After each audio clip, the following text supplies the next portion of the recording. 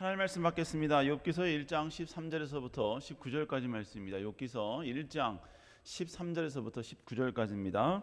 우리 다 같이 한 목소리로 말씀 받습니다. 시작. 하루는 욥의 자녀들이 그 마다들의 집에서 음식을 먹으며 포도주를 마실 때에 사환이 욥에게 와서 아뢰되 소는 밭을 갈고 나귀는 그 곁에서 풀을 먹는데 스바 사람이 갑자기 이르러 그것들을 빼앗고 칼로 종들을 죽였나이다. 나만 홀로 피하였으므로 주인께 아뢰어왔나이다.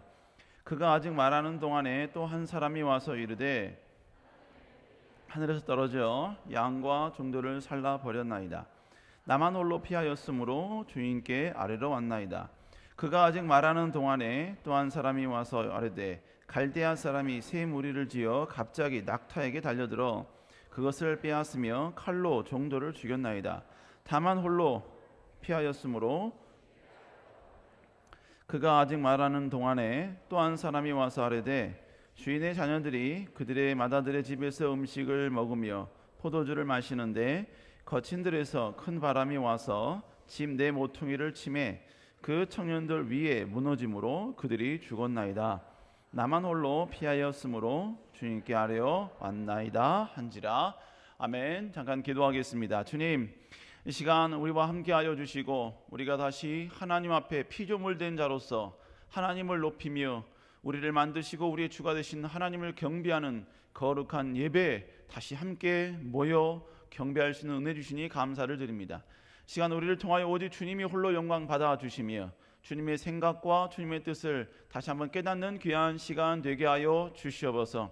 세상에 살다 보니 세상에서 말하는 이야기에 익숙한 우리들, 그러나 오늘 다시 한번 하나님의 말씀과 여기까지 인도하신 하나님의 그 놀라운 보이지 않는 손길을 깨닫고 다시 감사함으로 나가는 저희들 되게 하여 주시옵소서. 함께 하실 줄 믿사옵고 살아계신 예수님 이름으로 간절히 기도드렸사옵나이다. 아멘. 오늘 욥기서 1장 13절에서부터 19절의 말씀을 가지고 만약에 말이야 라는 제목을 가지고 여러분과 함께 좀 말씀을 나누도록 하겠습니다. 제목이 좀 이상하죠? 만약에 말이야. 여러분 그러나 들으면 그게 어떤 의미인지 서로 알게 될 것입니다. 제가 인생을 살다 보면 뭐 많이 산 건 아닙니다만 그래도 여기까지 살다 보니까 또 목회자이고 또 우리 청년들을 사역을 하고 또 성도들과 함께 많은 대화를 하고 또 성경 공부를 가르치고 또 성경 공부에 따라서 때로는 어떤 어드바이스도 주고 또 나 자신도 말씀에 나 자신을 비춰보니까 제 나름대로 제가 느끼는 게 하나가 있습니다. 그게 뭐냐면 이 세상을 살아가면서 내가 알고 있느냐 모르고 있느냐에 따라서 그의 인생이 엄청나게 차이가 난다는 것이죠. 알고 있거나 깨달으면 지금의 나의 연약한 이 상황을 엄청 업그레이드 시킬 수 있고 점프할 수 있는 그런 길이 열리는데 엄청난 그런 지혜로운 선택을 할 수 있는데 내가 모르다 보니까 때로는 전혀 지혜롭지 못하는 행동을 하고 있고 그 지혜롭지 못한 행동을 하면서도 마냥 즐거워하는 그런 안타까운 모습을 볼 때가 있다는 것입니다. 그러니까 결국 뭐냐, 이 무지, 알지를 못하니까 인생의 긴박감도 없고 현실에 대한 문제의식도 없고 미래에 대한 준비도 전혀 없으면서 그냥 오늘 하루만 즐기면 되는 인생, 내일도 생각하지 않아요. 모레도 바라보지도 않아요. 그냥 오늘 하루만 즐겁게 보내면 그 인생은, 그 삶은 정말로 좋은 인생이다. 이렇게 잘못 생각하는 그런 모습을 보게 되더라는 것입니다. 여러분, 무지로 인해서 지혜롭지 못한 행동들은 여러 가지 많은 예가 있지요. 여러분, 특별히 부모님에 대한 사랑이라는 관점도 그렇습니다. 이 세상에 태어나는 모든 포유물 가운데 거의 대부분은요, 태어나자마자 새끼는 자기 스스로 일어납니다. 그리고 어미의 젖을 어미가 물리지 않아도 여러분 자기 스스로 그 어미의 젖을 찾아가서 살라고 먹으려고 노력을 하지요. 그런데 유독 딱 한 종족은요 철저히 부모의 도움과 돌봄이 있어야 살아갑니다. 그 종족이 바로 인간이죠. 인간. 부모의 도움과 관심이 없으면 여러분 인간은 태어나자마자 죽을 수밖에 없습니다. 그것도 부모의 도움을 1, 2년 받고 끝나는 게 아니에요. 최소한 뭡니까? 15년, 18년, 20년. 그 이상을 받으면서 심지어는 30년 이상을 여러분 부모의 도움을 받아야지만이 살 수 있는 여러분 그런 존재가 바로 우리 인간이다라는 것입니다. 그러니까 여러분 내가 지금 존재하는 것 어느 정도 이 성장한 상태가 된 것은 내가 알지 못하는 그 이면에 내가 부모님의 그 수고와 노력을 보지 못하고 인식하지 못하는 그 수많은 과거의 세월 속에 부모님의 엄청난 헌신이 있었다는 것을 여러분 깨닫지 못하는 것입니다. 깨닫지 못하니까 어떻게 돼요? 때로는 부모님과 전쟁을 하게 되는 것이고 가차없이 치고 들여받고 그리고 부모의 말에 상처받았다고 다시 부모님께 공격을 가하는 그런 태도를 우리가 보게 된다는 것이죠. 이제 그러나 내가 오늘 여기에 이르기까지 부모의 희생이 있었다는 것을 깨닫기 시작할 때가 있어요. 그때가 언제냐면 이제 결혼을 하고 아이를 출산하면서부터 이제 시작이 되는 거예요. 그걸 내가 알기 시작하는 겁니다. 자녀 한 명을 키우는데 얼마나 많은 희생과 대가를 치러야 된다는 것, 그걸 알면 그제서야 이제 내가 여기까지 스스로 온 것이 아니구나라는 것을 이제 깨닫게 되는 것입니다. 무지하니까 어젯밤 9시 반에 어떤 사역자가 저한테 전화를 해주기로 했거든요. 전화를 해서 저한테 어떤 어드바이스를 간구하기로 했는데 9시 반에 전화가 안 와요. 오늘 아침에 왜 전화 안 했냐고 물어봤더니 뭐라고 말하냐면요, 목사님 육아에 시들려 쓰러졌습니다. 육아에 시달려서 피곤해서 쓰러졌습니다. 그래서 인정을 했어요. 충분히 그럴 수 있다. 여러분 결국 뭡니까? 무지한 거예요. 부모의 사랑이 나에게 얼만큼 왔는가 이걸 내가 알지 못하니까 부모의 사랑을 오해하게 된다는 것입니다. 우리 인생도 마찬가지죠. 인생에 대해서 그 어떤 계획도 없이 무조건적으로 놀고 즐기는 사람들이 있습니다. 그래도 젊으니까 자기 자신이 굳이 책임져야 될 사람이 없으니까 자기 입만 그냥 여러분이 책임지면 되니까 그냥 즐기고 누리려고 하는 것입니다. 그런데 그런 행동이 자연스러운 것은 자신이 앞으로 살아갈 인생에 대한 무지 때문에 찾아오는 거예요. 하다못해 오락할 때 그 오락을 잠깐 한번 쉬고 단 10분만이라도 이렇게 살면 과연 내 인생의 10년 후는 어떻게 될 것인가, 내 인생의 20년 후는 어떻게 될 것이고 30년, 40년은 어떻게 될 것인가, 단 1분만 고민을 해보면 지금 내가 하고 있는 이 행동이 옳은 행동인지 옳지 않은 행동인지 어느 정도는 인식이 있다는 거예요. 그런데 그걸 인식하지 못하는 거예요. 지금의 나의 행동이 나의 미래에 어떤 영향을 미칠 것인가 모르는 거예요. 무지하는 겁니다. 그러니까 뭐예요? 지금 놀고 먹는 인생이 그리 나쁜 것만은 아니다라고 그렇게 스스로 자부하게 되는 것이지요. 여러분 결국 뭘 말하느냐, 내 인생이 앞으로 지금의 형태대로 가면 어떻게 될지에 대한 무지, 그 무지가 있으니까 지금 이 삶에 대해서 전혀 문제의식을 못 느끼는 거예요. 세상이 얼마나 잔인한지를 몰라요. 능력이 없으면 얼마나 저 세상이 무섭고 서럽게 우리에게 대하는지, 그리고 여러분요 좀 부족하면 얼마나 과감하게 우리를 도태시키는지 여러분 사회에 대해서 전혀 모르는 거예요. 지금 내가 살아가고 있는 이 삶, 이 시스템대로 계속해서 내 마지막도 그렇게 될 것이다, 여러분 그렇게 생각하는 겁니다. 그러니까 뭐예요? 그냥 마냥 좋은 거죠. 마냥 즐기는 게 재밌는 것이죠. 어떤 스트레스 받는 것에 대해서 부담을 느끼는 거예요. 거부하는 거예요. 거절하는 것입니다.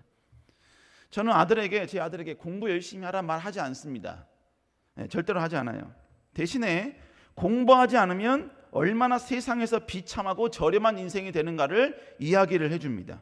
준비되지 않으면 세상이 얼마나 무시하고 얼마나 너를 조롱하는지, 얼마나 너를 짓밟는지, 그리고 얼마나 피똥 사는 인생을 살게 되는지 제 아들한테 설명을 쭉 해줍니다. 그러면 우리 아들이 그걸 듣다가 알았어, 그거 가서 다 공부 열심히 할게 이래요. 그러면 제가 또 이야기를 합니다. 아니야 아들 괜찮아, 하기 싫으면 하지 마. 아빠는 내가 20대 어느 해 모든 재정적 지원을 다 끊을 거야. 그때 준비하지 않은 자 피 터지는 거지 뭐. 아주 피똥 쌀 거야 아마. 괜찮아. 길거리에서 한번 자보고 사람들이 손가락질하는 것도 한번 당해보고, 그리고 사람들 앞에서 능력이 없다는 이유 때문에 무시당하는 그 아주 날카로운 혀의 그 날카로움도 한번 경험해 봐야 돼. 괜찮아 즐겨 누려. 괜찮아 아들, 오락 열심히 해, 많이 해, 괜찮아. 그러면요 아들이 들어가면서 이제 공부를 합니다. 들어가면서 이제 한마디 해요. 차라리 그냥 공부하라 그래 그냥. 저는 절대로 공부하라 하지 않아요. 공부하라 하지 않습니다. 왜? 무조건적으로 공부하는데 얘가 왜 공부하는지 모르는 거죠. 공부해서 도대체 자기의 인생에 어떤 역할이 있는지 모르는 거예요. 그러니까 뭐냐, 공부하라는 것보다 그것을 하지 않으면 너에게 올 미래에 어떤 일이 있는가에 대해서 계속 계획해보고 지식을 주는 거예요. 무지한 인생 되지 말라 이것입니다.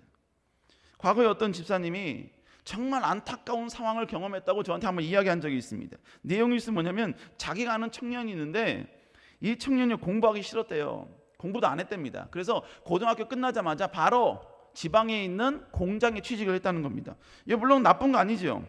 나쁜 거 아니에요. 근데 안타까운 거예요. 지금 열심히 공부하면 조금 더 나은 곳에 갈 수 있는데 그걸 다 포기하고 그쪽에 가서 있는 거예요. 근데 여러분, 그렇게 공부하는 거 나쁜 건 아니라고 봅니다. 근데 문제는 뭐냐면요, 이 아이는 어떤 목적과 계획을 가지고 그곳에 간 게 아니에요.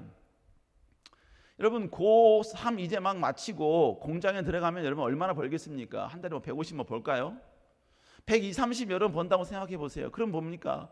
고3 때 120, 30, 20대 초반에 120, 30, 이거 얼마나 큰 돈입니까? 그러니까 그걸 받아서 이제 뭐냐면 그것 가지고 쓰는 재미가 있는 거예요. 즐겁게 쓰는 재미, 그것 때문에 공장을 다니는 거예요. 어떤 목적이 없어요. 방향성이 없어요. 그냥 무조건 다니는 겁니다. 그런데 그 집사님이 그 청년을 어느 재수학원 앞에서 본 거예요. 그래서 그 집사님이 그 청년을 보면서 이제 이 아이가 한 몇 개월 좀 공장에서 일하다 보니까 이제 공부를 하려나 보구나, 그렇게 생각을 하고 가서 물어봤대요. 얘야, 너 여기 왜 있니? 라고 물어봤더니 그 청년이 하는 말이 뭐냐면 자기 여자친구가 재수를 하는데 공장에서 열심히 일하다가 재수에서 열심히 공부하고 있는 그 여자친구를 위로차 만나려고 지금 그 밤에 학원 앞에서 기다리고 있다는 것입니다. 그런데 문제는 그것을 이야기하는 그 청년은 자신의 선택과 결정에 대해서 아무렇지도 않게 당당하게 이야기를 하더라라는 것입니다. 그 모습을 보면서 그 집사님이 내 자식은 아니지만 너무나 안타까웠다는 거예요. 여러분, 지금 제가 여러분께 말씀드리면서 그게 왜 안타까운 일이지? 라고 여러분요 반문하는 청년도 있을 것입니다. 여러분, 지금 왜 그 상황이 안타깝냐면 무지와 지식이 있느냐 없느냐의 차이 때문에 그런 거예요. 여러분, 지금 이 집사님은 이 아이의 미래와 이 여자친구와의 관계가 어느 정도 예측이 되는 거예요. 미래에 어떻게 될지 이 나름대로 예측이 되는 거예요. 그런데 문제는 이 아이는 전혀 예측을 못하는 거예요. 무지한 거예요. 지금 자기가 그런 삶을 살고 있으면 나중에 어떻게 될 건지에 대해서 전혀 무지한 겁니다. 그러니까 지금 그런 행동을 하고 있습니다. 어떤 애들은 그런 얘기 이야기했어요. 사랑 멋진 거 아닙니까? 지금 이 사랑 너무 멋진 거 아닙니까? 여러분, 미안하지만 사랑을 위한 기본적인 것이 준비되지 않으면요, 여러분, 그 사랑은 절대로 훗날 불협화음이 돼서 내게 돌아온다는 거예요. 이성교제를 책임지는 관계로 만나는 것이 아니라 서로 즐기는 목적으로 만나지요. 그러니까 기다려주는 게 멋진 거예요. 여러분, 날 위해서 뭔가 여러분이 이렇게 해주는 게 멋진 거예요. 한 달에 150만 원 버는 거, 여러분, 그게 여러분이 너무나 값진 거예요. 하지만 여러분, 그 여자 청년이 대학에 들어가면 주변에 여러분 남자 대학생들을 본다고 가정해 보세요. 손에 기름때 묻은 남자를 좋아하겠습니까? 아니면 나름 여러분요 좋은 곳을 향해서 도전하는 대학생 남자가 좋겠냐 이거예요. 공장에 다는 거 평가절하시키는 거 아닙니다. 분명한 목적과 그 이유를 알고 인생의 방향성을 갖고 가면 괜찮다 이거예요. 최소한 내 10년과 20년, 30년을 바라보면서 그것을 어떻게 될지에 대한 여러분 지식을 갖고 여러분 지금 행동을 하는 건 나쁜 거 아니라 이겁니다. 어느 공장, 어느 직업, 어느 일을 하든지 간에 거기서 내가 장인이 되겠다는 분명한 목적이 있으면 여러분 그가 나이를 초월하여 어떤 위치에 있든지 간에 그런 대단한 거예요. 멋진 거예요. 그러나 문제는 뭡니까? 무지하니까 문제인 거죠. 방향성 없이 일방적으로 여러분 그냥 즐기기 위한 방법으로 사용하니까 이런 문제가 되는 거예요. 지금 제가 여러분께 계속해서 뭘 말씀드리냐, 이 무지가 우리의 삶에 엄청난 큰 피해 요소가 되더라라는 것입니다. 모르니까 지금의 행동이 당당한 것이고, 모르니까 지금 자기의 선택이 탁월한 줄 알고 있고, 모르니까 지금 즐기고 있는 게 여러분의 멋진 인생을 살고 있다라고 이야기하는 것이고, 모르니까 제발 앞날을 보라고 권면을 해도 그 권면을 잔소리로 생각하고 있다는 것입니다. 여러분, 이건 우리 신앙도 마찬가지예요. 우리 신앙도 하나님에 대해서 무지하니까요, 우리는 하나님을 오해합니다. 하나님에 대한 지식이 없으니까 하나님의 사랑을 자기식으로 곡해를 한다는 거예요. 무지하니까 하나님의 인도하심과 보호하심에 대해서 여러분 전혀 그런 것은 없다, 하나님은 전혀 나를 도와주지 않는다, 전혀 나를 인도하지 않는다. 여러분, 이렇게 자기 스스로 결단을 하고 자기 스스로 정의를 내려버린다는 것이지요. 오늘 본문은 우리가 너무나 잘 알고 있는 욥의 이야기입니다. 욥의 이야기를 하는데 성경은 욥의 이야기 이전에 사단의 이야기를 우리에게 먼저 소개해주고 있습니다. 내용은 이렇습니다. 사단이 여기저기를 돌아다니다가 하나님 앞에 서게 됐어요. 그런 가운데 하나님은 욥을 칭찬을 합니다. 세상에 이런 하나님을 사랑하는 사람이 없다는 거죠. 그러자 사단이 욥은 하나님이 그렇게 생각하는 그런 사람이 아니라고 비꼬기 시작을 합니다. 그러면서 하나님께 이런 말을 합니다. 욥기서 1장 9절 읽어볼까요? 시작.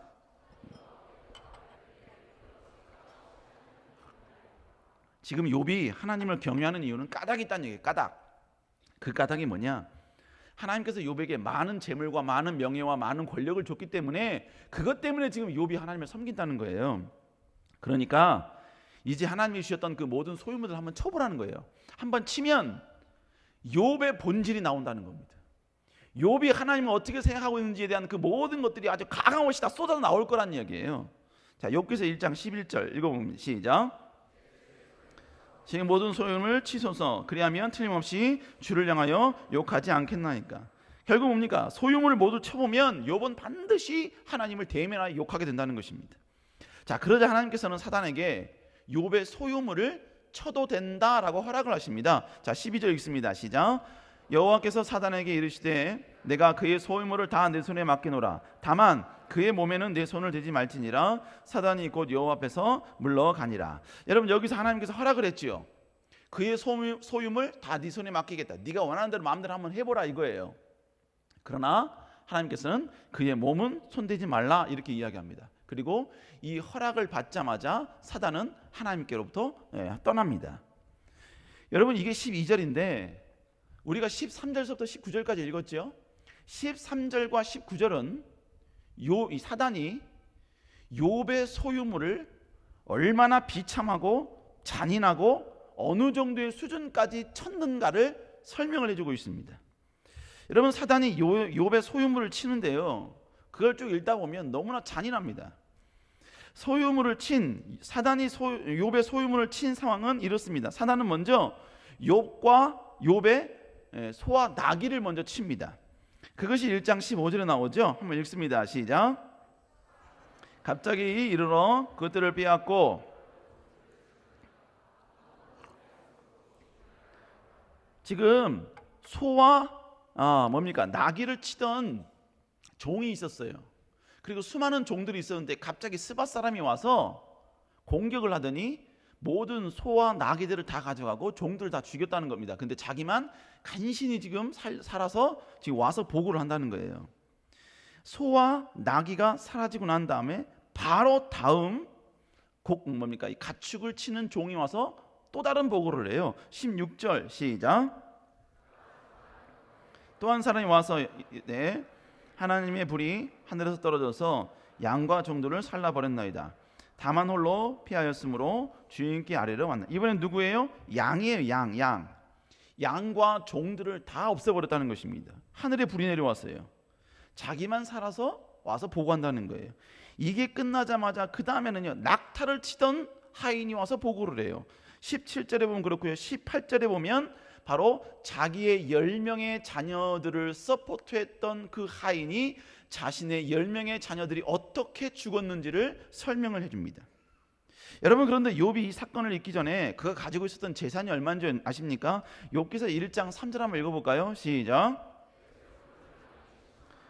낙태가 3천이요 소가 500결이요 종도 많이 있었으니 이 사람은 동방 사람 중에 가장 훌륭한 자라. 본문에 보니까 양이 몇 마리라고 얘기합니까? 양이 7천이다 라고 이야기하고, 낙타가 3천, 소가 500결이, 암나귀가 500, 그리고 수많은 종들이 있었다 이렇게 이야기하죠.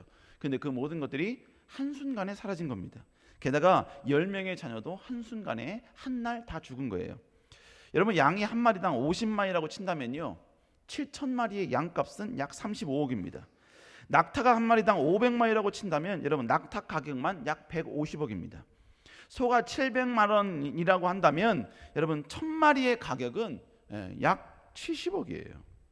도합 대충만 계산해도요, 거의 250억이 넘는 어마어마한 자산가입니다.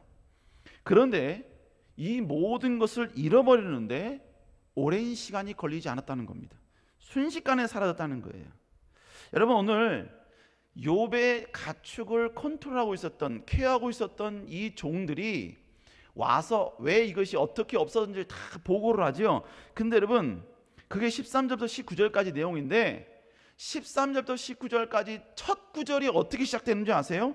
첫 구절은 뭐라고 시작하냐면 그가 아직 말하는 동안에 이렇게 시작해요. 무슨 얘기냐? 소를 치던 사람이 소와 나귀가 다 스바 사람에 의해서 다 없어졌습니다. 이 말을 욥에게 하고 있을 때 양을 치던 자가 오는 거예요. 근데 양 치던 자가 보고가 채 끝나기도 전에 이번엔 소를 여러분요 케어하고 있던 종이 와서 보고를 하고 있는 거예요. 여러분, 이 말은 뭘 말하느냐? 순차적으로 이 모든 게 사라진 게 아니라 동시다발적으로 그 모든 재산들이 다 사라졌다라는 말인 것입니다. 게다가 10명의 자녀들도 한순간에 한 자리에서 모두 생명을 잃게 된 것입니다. 여러분, 사단의 공격은 여기서 끝나지 않죠. 2장에 와서는 욥의 몸까지 칩니다. 그래서 그 몸에 2장 7절에 보니까 머리부터 정수리까지 종기가 나요. 근데 그 종기가 얼마나 가렵든지 여러분, 질그릇 조각으로 긁어야만 했습니다. 우리 2장 8절 읽어볼까요? 시작.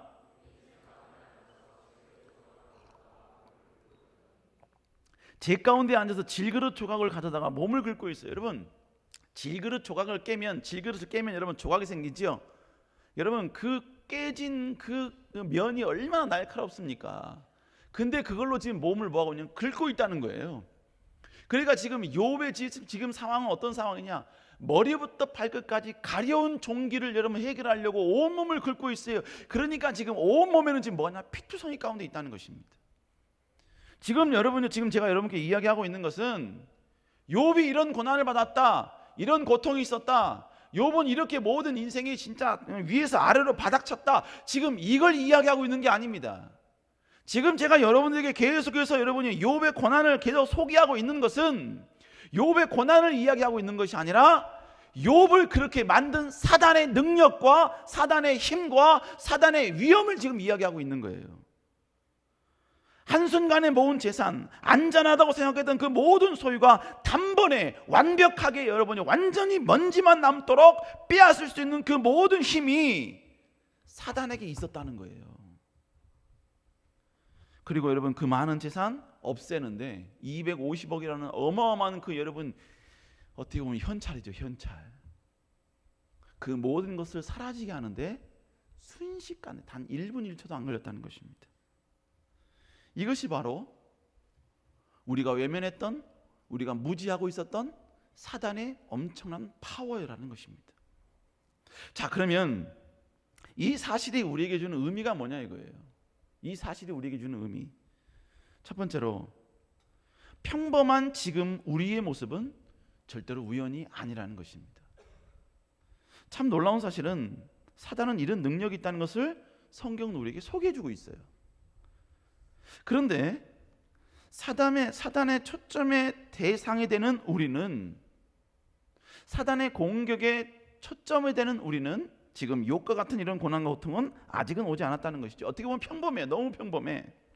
어떤 그리 큰 변화도 없고 어떤 큰 전환도 없고 그냥 어제와 오늘이 그냥 비슷한 인생을 우리는 살고 있다는 것입니다. 그러다 보니까 우리는 하나님의 인도하심과 보호하심에 대해서 이야기할 때 우리는 의아해야 합니다. 하나님이 내 인생을 보호했다고? 어제와 오늘과 한 달 전과 그리고 2달 전에 내 삶이 지금과 동일한데 뭘 날 인도해 줬다는 거지? 하나님이 나의 삶에 무엇을 보호해 줬다는 거야? 하나님이 보호해 주심의 결과가 이거야? 이런 평범함이 하나님의 인도하심의 결과라고? 지금 내가 당하고 있는 이 아픔과 위기가 정말 하나님의 인도하심이야? 보호하심이야? 우리는 이렇게 반문한다는 겁니다. 그러니까 뭐예요? 우리 하나님께 감사합시다, 이렇게 이야기하면요, 감사할 게 있어야 감사하지. 이러면서 여러분 감사하자는 말에 강한 거부감과 의문을 품기 시작하는 겁니다. 근데 여러분, 만약에 말이야, 제목이 나왔어요. 근데 여러분, 만약에 말이요,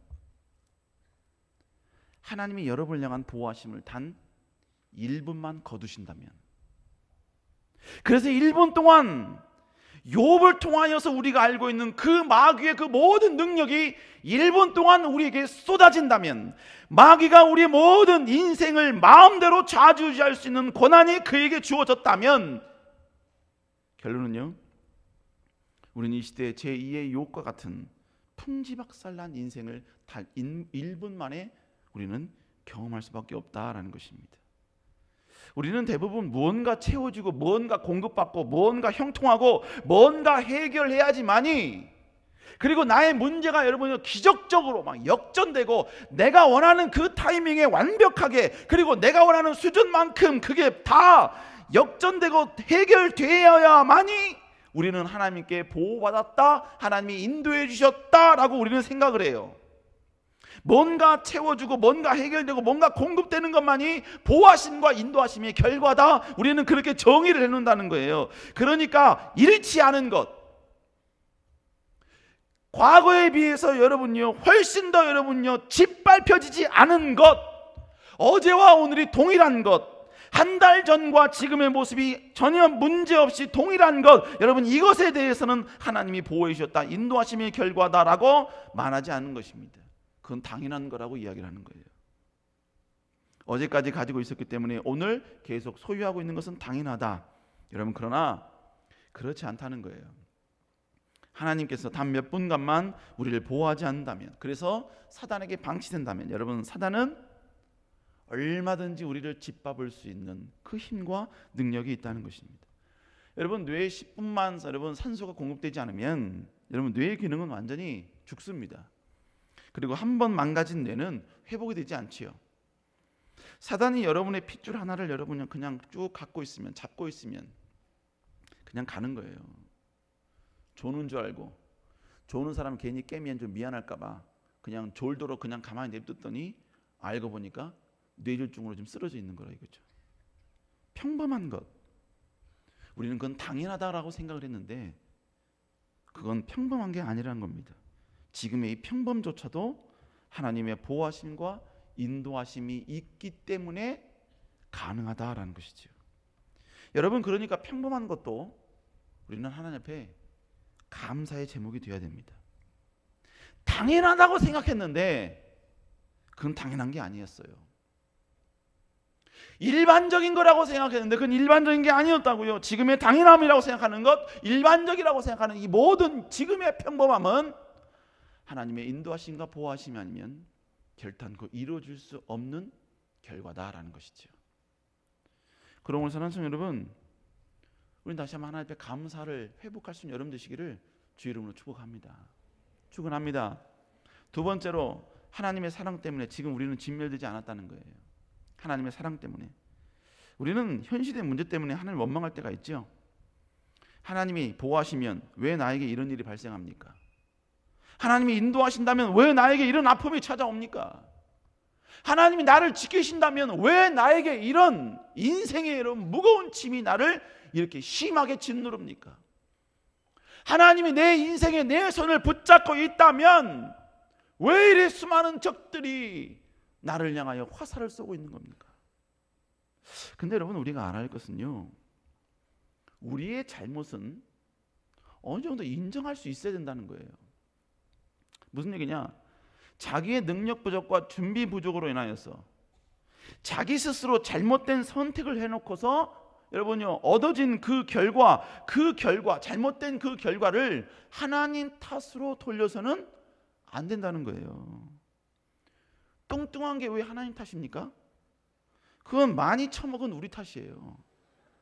시험에 떨어진 게 왜 하나님 탓입니까? 남들 공부할 때 여러분요 그 시간을 즐겼기 때문에 그 사람 잘못인 거예요.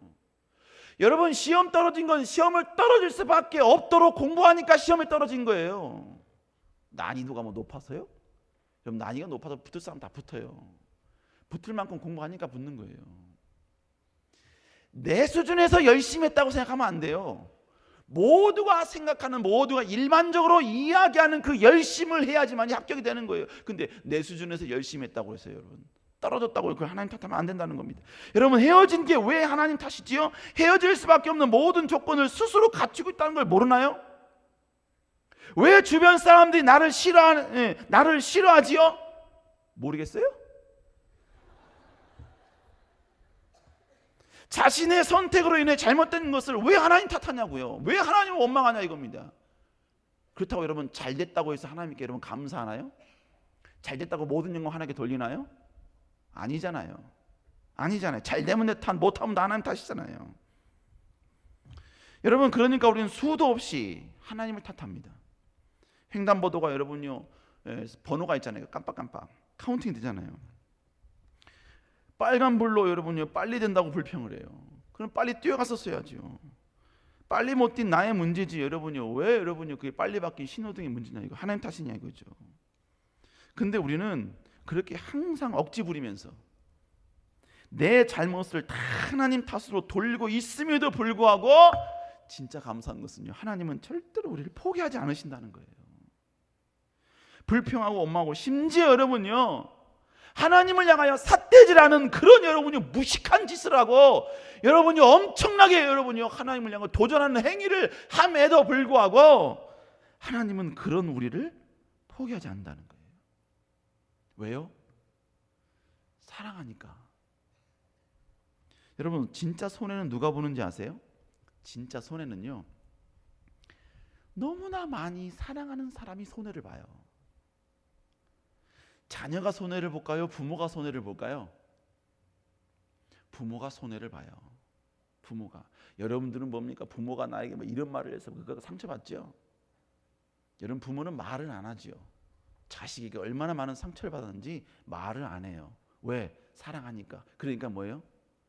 그냥 손해보고 가는 거예요. 여러분, 만약 제 아들이 나쁜 짓을 했어요. 그래서 제가 아들을 막 뭐라 그랬어요. 그랬더니 제 아들이 대드는 겁니다. 아빠, 그럴 거면 저를 차라리 버리세요.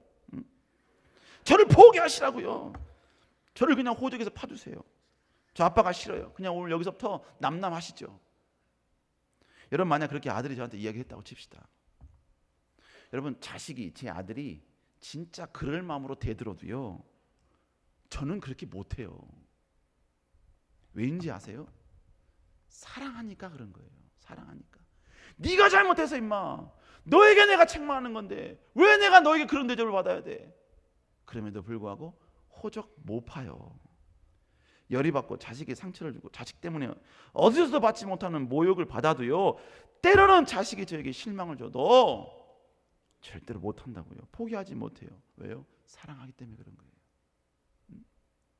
저희 딸이요, 제 모든 신체 모든 그 메커니즘을 다 닮았어요.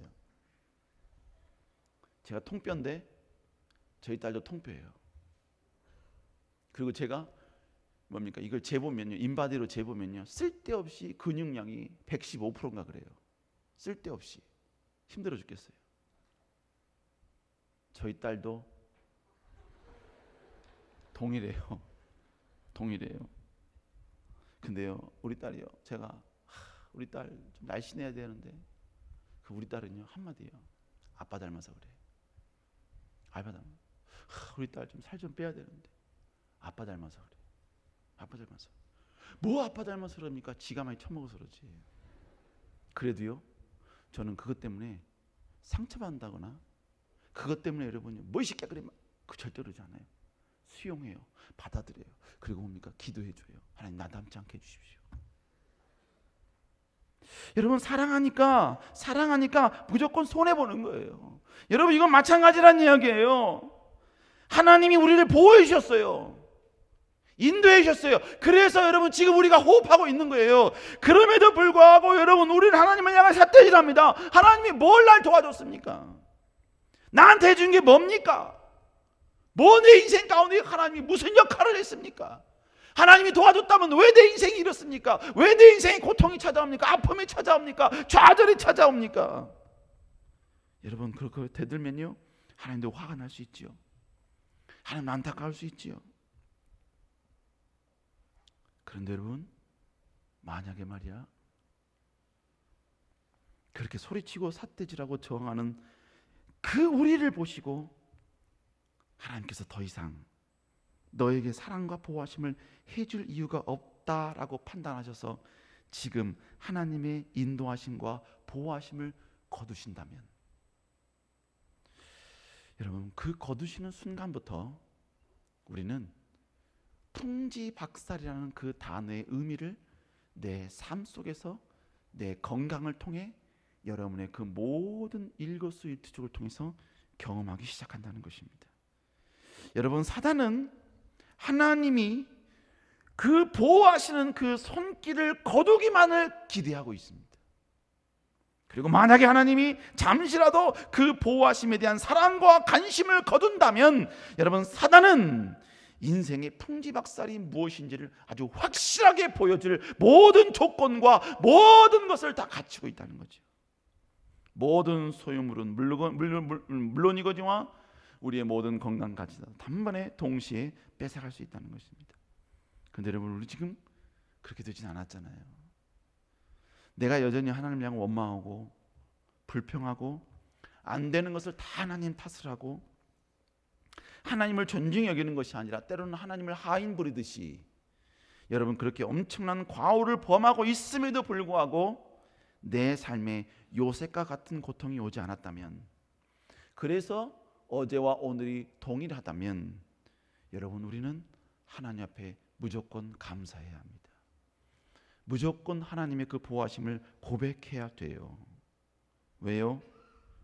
그런 우리의 못난 모습과 있을 수도 없고 있어서도 안 되는 그런 못된 행동을 하고 있음에도 불구하고 하나님은 우리를 너무나 사랑하신 까닭에 절대로 그 사랑의 손길, 보호의 손길을 거두지 않고 계시기 때문입니다. 그래서 에레미야는 이렇게 고백을 하죠. 에레미야가 3장 20절 읽어볼까요? 시작.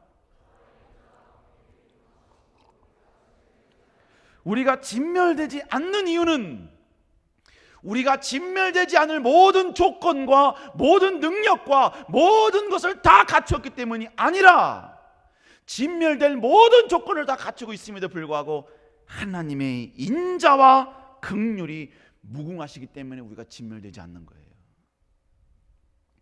우리가 진멸되지 않은 것, 여러분, 그것으로 감사해야 돼요. 그것으로 하나님께 우리 눈물 흘려 하나님의 그 사랑에 우리 다시 한번 반응해야 된다는 것이죠. 마지막 세 번째로, 하나님의 허락이 우리를 지켜준다는 거예요. 하나님의 허락이. 성경은 우리에게 이런 말씀하십니다. 고린도서 10장 13절 읽어볼까요? 시작. 너에게 당한 것이 없나니 오직 하나님 미쁘사 너희가 감당하지 못할 시험당함을 허락지 아니하시고. 자, 본문에 보니까 뭐라고 됩니까? 하나님은 미쁘사, 미쁘다는 얘기는 faithful, 신실하다는 얘기예요. 하나님은 신실하신 분이시니까 너희가 감당하지 못할 시험당함을 허락하지 않는데요. 무슨 얘기냐? 사단은 우리를 계속해서 우리가 감당할 수 없는 시험을 주려고 그래요. 공격하려고 그런다고요. 무너뜨리려고 그런다고요. 그런데 하나님께서는 어떻게 하시냐? 우리가 감당할 수 없는 그 시험당함을 허락하지 않는데요. 사단에게 내가 허락하지 않아, 너 걔 건들지 마. 허락하지 않기 때문에 사단이 우리를 공격할 수 없다는 거죠. 사단은 우리를 단번에 짓누를 수 있는 힘이 있음에도 불구하고, 단 한순간에 무너뜨릴 수 있는 능력이 있음에도 불구하고 그렇게 하지 못하는 이유는 우리가 능력이 있었기 때문이 아니에요.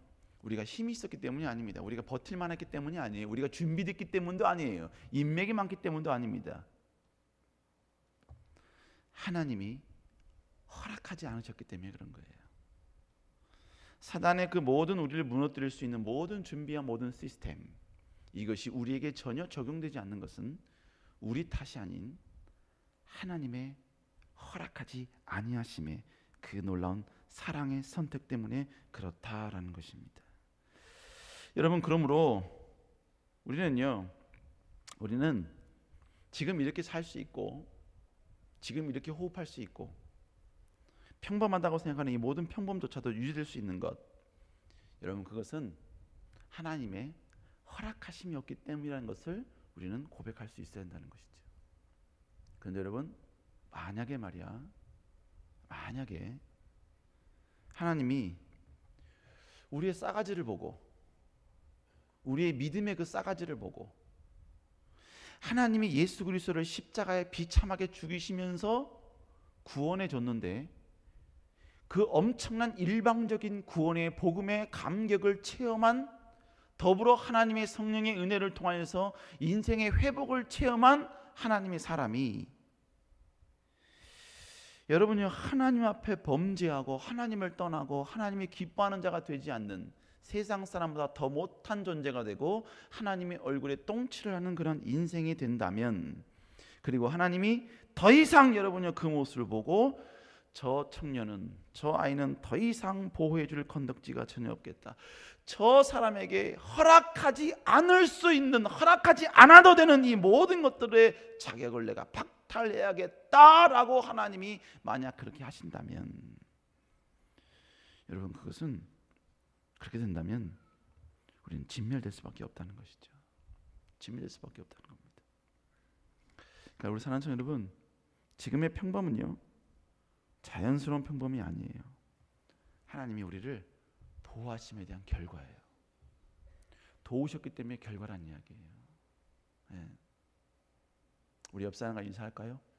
지난주에 다시 급히해서 그래요. 네. 지난주와 동일하게 만난 당신 하나님이 보호하셨습니다. 호유 상이다. 옆 사람과 인사합시다.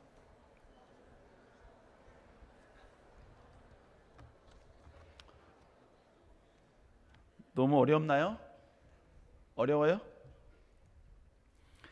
여러분 우리는 이것을 알면요 우리 하나님께 감사할 수 있는 거예요.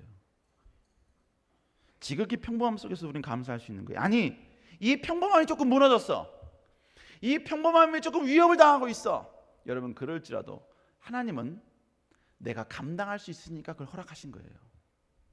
그걸 통해서 여러분이 하나님을 더 세우시고 만들기 위해서 우리를, 여러분이 그 고난을 허락하신 거예요. 여러분 그렇기 때문에 우리가 이 모든 것에 대해서 알면 아무런 변화가 없는 지금의 상황에서도 너무 감사한 거예요. 이게 결국 뭡니까? 무지에서 깨달은 거죠. 무지로부터 내가 벗어나니까 감사가 절로 나오고 감사를 할 수 있는 모든 조건이 완벽하다는 것을 우리가 고백할 수 있게 된다라는 것입니다. 사랑하는 청년 여러분, 우리 하나님은 한 번 선택한 백성은 절대로 포기하지 않는 위대하신 하나님이신 줄로 믿습니다. 하나님은 여러분이 죄 지은 걸 모르실까요? 저는 몰라요. 여러분이 어떤 죄를 지었는지, 어떤 죄를 짓고 지금 여러분이 여기 앉아 있는지, 여러분의 지난 일주일 동안 어디서 어떤 행동을 했고, 어떤 판단을 했고, 어떤 액션을 취했고, 어떤 하나님의 징계를 받을 행동을 했는지 저는 몰라요. 그리고 옆에 있는 사람도 몰라요. 그러나 우리를 심판하실 수 있는 하나님은 여러분이 죄 짓는 그 현장에 그냥 빤히 보고 계셨고, 지켜보고 계셨고, 그 현장에 함께 계셨지요. 그럼에도 불구하고 하나님은 우리를 포기하시는 분이 아니시라는 것입니다. 다시 주 앞에 나와 엎드리고 하나님이 없으면 나는 살 수 없다는 고백과 회개로 나온다면 하나님은 그를 얼마든지 품으시고 안으시고, 그리고 보호하심과 인도하심을 절대로 거두지 아니하시는 사랑의 하나님이시다라는 것입니다. 우리 사랑하는 청년 여러분, 이런 주님을 더욱더 의지하고 나갈 수 있기를 주의 이름으로 축복합니다. 오늘은요 그 하나님의 인도하심에 감사하여 그 감사를 표현하는 맥주 감사 주일입니다. 평범했는데 드릴 게 없는데요? 아니요, 그건 무지의 행동의 결과입니다. 지금 평범했을지라도 하나님이 도우셨다는 것 여러분 기억하시고, 여러분 더욱더 감사로 하나님께 나아갈 수 있는 여러분 되시기를 주의 이름으로 축복합니다. 기도하시겠습니다.